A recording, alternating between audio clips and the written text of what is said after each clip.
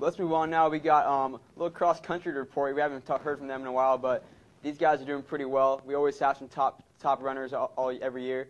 The men this week competed, both men and women both competed at Indiana State at the pre-nationals, getting ready for the NCAA championships in a month from now. And the men placed second overall, did very well, behind only Harvard, unfortunately. Our top finisher was Andrew Pitts, who placed fifth, followed by Brian Garrison, who placed eighth, and finally sophomore Jake Gallagher placed 11th. The women, meanwhile, didn't do quite as well, placing 22nd overall, but our All-Ivy, All-American runner, Lindsey Donaldson, placed 10th, and was the only top 100 finisher among the Elis.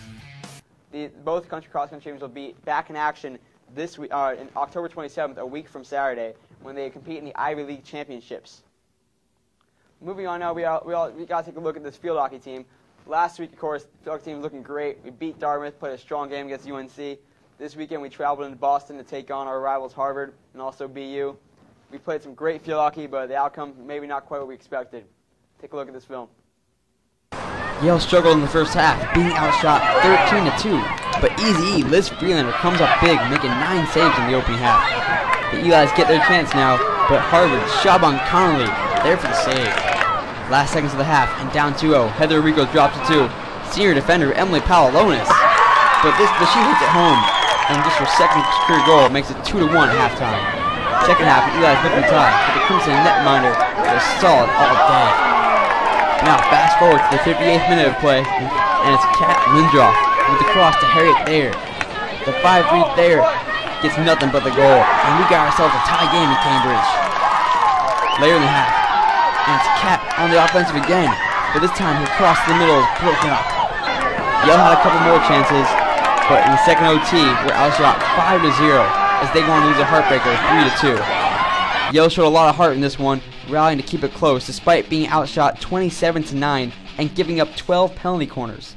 They got a huge effort from the amazing Elizabeth Freelander. Meanwhile, the team leader in points, Harriet Thayer, had her third goal of the year. Things are getting easier though when the ladies travel across the bridge to take on BU, who currently sits in the top 25 in the national polls. The Bulldogs were step for step in this one, scoring with BU in the first half, as Harriet Thayer takes the only shot of the half in the 8th minute and makes it count, as the Elis leading this one 1-0 over the ranked Boston University. The rest of the day was BU's, however, as despite 7 Liz Freelander saves, Boston University racked up 6 goals, including 3 in 2 minutes, to win it by a score of 6-1. Yale was simply overmatched in this one, getting outshot 21-3 in the game and letting up 15 penalty corners. On a high note, freshman Charlotte Goins saw some time in net and extended her career-long NCAA scoreless streak to nearly 67 minutes. While Harriet Thayer earns another point, that's at least 1 in 6 of the team's last 7 games, missing out only in the shutout loss to North Carolina.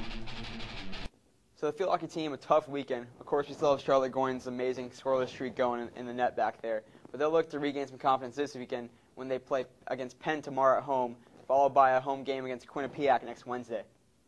Yeah, hopefully the field hockey team can pull it together next week.